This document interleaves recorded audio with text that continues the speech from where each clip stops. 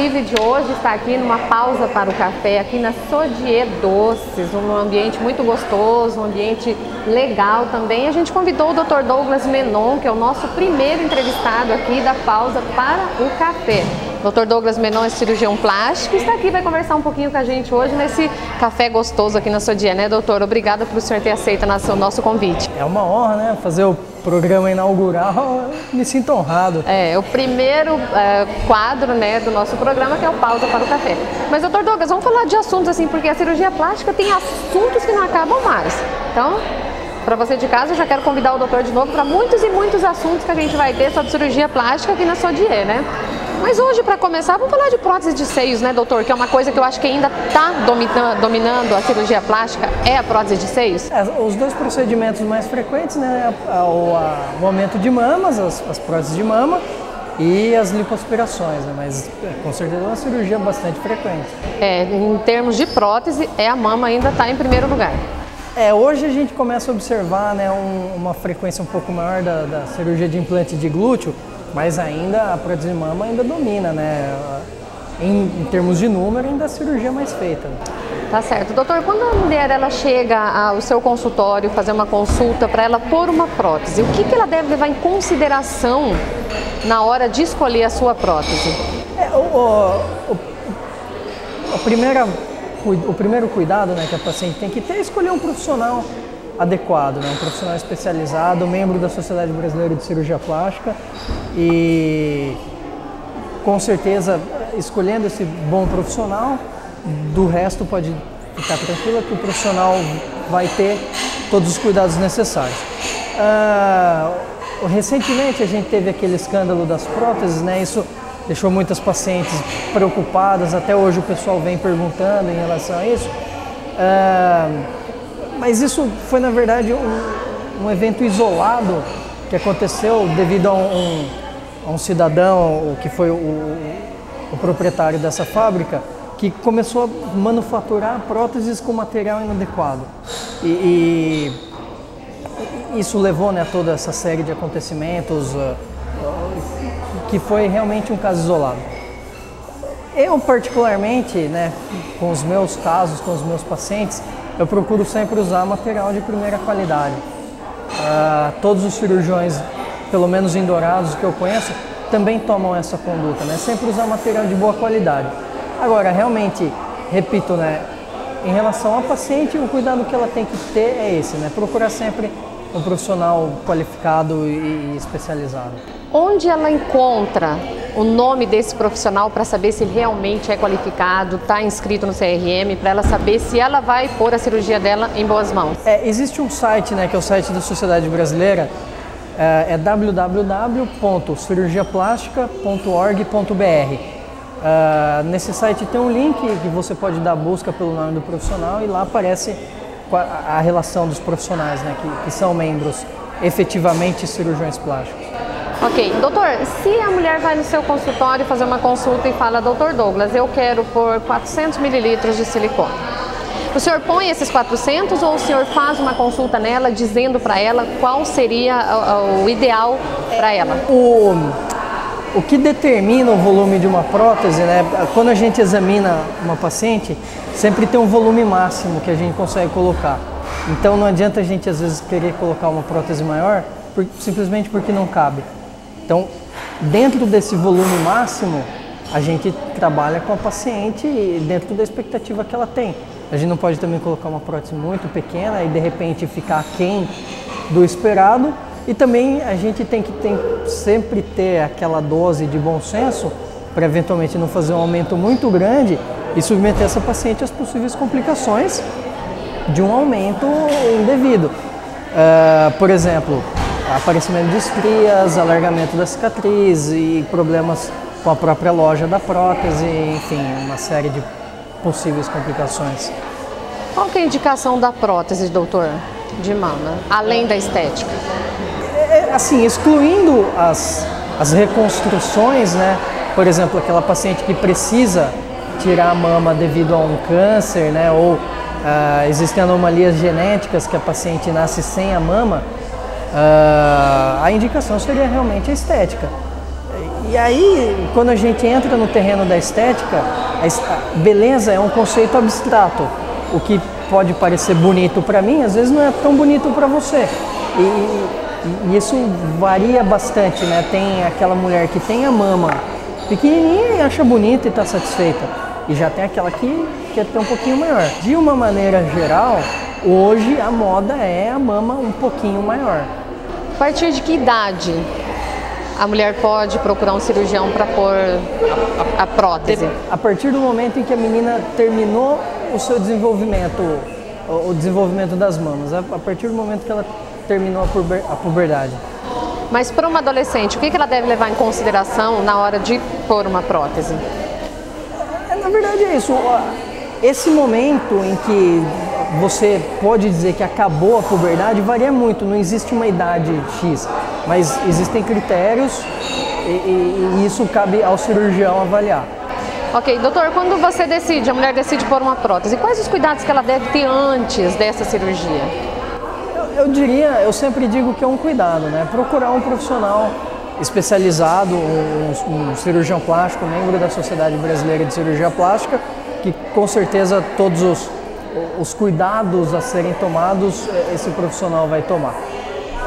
O que eu recomendo para as minhas pacientes é, durante um período próximo da cirurgia, evitar a exposição solar prolongada, evitar aquele sol que chega a marcar, a descamar a pele.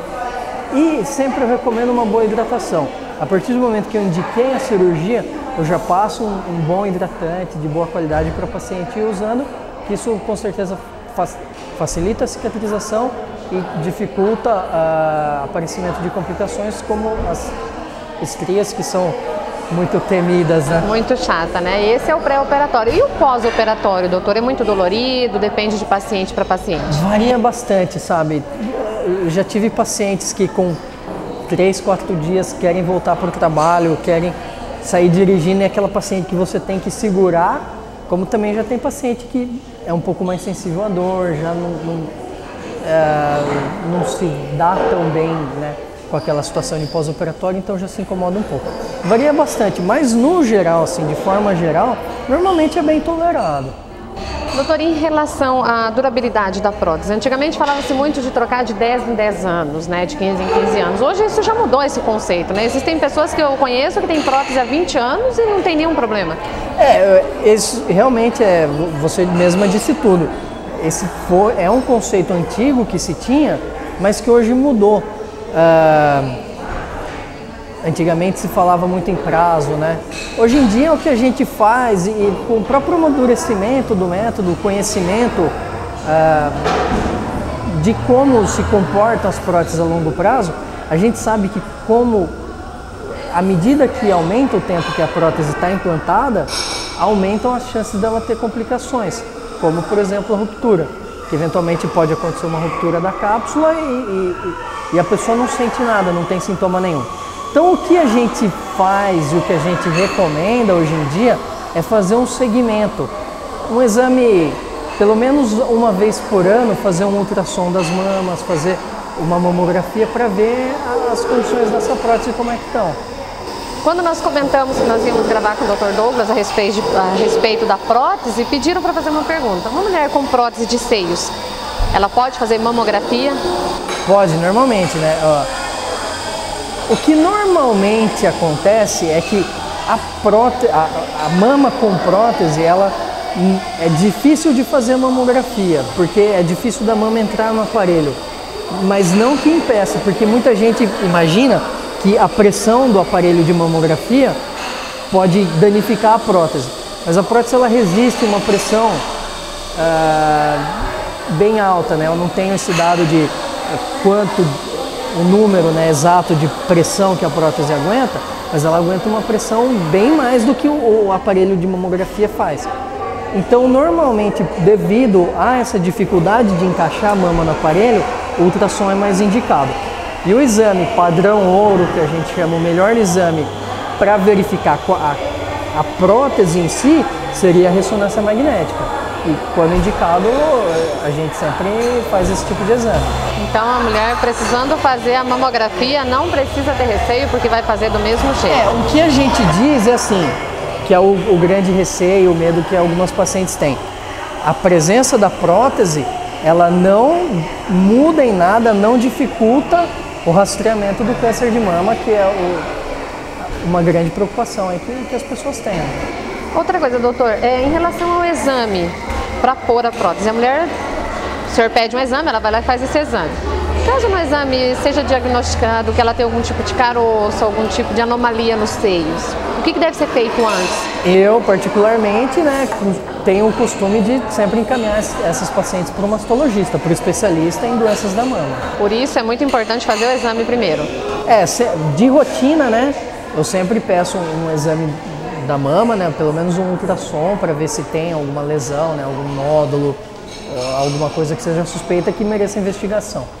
Caso apareça, caso realmente tenha, eu encaminho essa paciente para um especialista. A partir do momento que o mastologista examina essa paciente e exclui a necessidade de uma avaliação complementar, de uma biópsia, alguma coisa, essa paciente volta e a gente programa a colocação da prótese. Só para encerrar, doutora, a cirurgia é feita com anestesia geral? Quanto tempo a paciente fica no hospital? Normalmente, isso varia também bastante. Existem médicos que fazem com o bloqueio, que seria uma anestesia local. E varia um pouco de anestesista também. Tem anestesista que gosta de fazer com anestesia peridural, que é aquela aplicação nas costas, e a paciente faz uma leve sedação, ela dorme, mas a anestesia é feita nas costas e também anestesia geral. Então, sim, tem várias opções de anestesia. Normalmente, na minha rotina, tem cirurgiões que não fazem como eu, mas na minha rotina eu gosto de fazer a cirurgia num dia e a paciente dorme no hospital, vai embora no dia seguinte. Tem cirurgião que dá alta no mesmo dia. Eu tenho essa rotina, esse costume de preferir dar alta no dia seguinte. Tem paciente que quer ir embora no mesmo dia, de repente? A gente até eventualmente tem esse jogo de cintura, para encaixar a melhor conduta para cada caso. Ok, doutor. Então esse foi o nosso pausa para o café de hoje, um café gostoso aqui na Sodier, um docinho também. Quero agradecer a presença do Dr. Douglas, sempre muito corrido, sempre muito trabalho, mas ele sempre arruma esse espacinho aqui para estar conversando com a gente. Fica a dica então para você de casa, você mulher que esteja afim, que quer pôr uma prótese, leve em consideração as dicas do Dr. Douglas, procure um cirurgião, procure naquele site que ele passou, que lá você vai encontrar o nome do seu cirurgião, se ele está capacitado ou não para fazer a cirurgia plástica, Então esse foi a nossa pausa do café de hoje. Obrigada, doutor, pela sua presença. Estou sempre à disposição, quando precisar é só chamar. Para você de casa, fica a nossa dica de hoje. Agora nós vamos tomar um cafezinho aqui na Sodier, porque nós merecemos também, Tchau para você.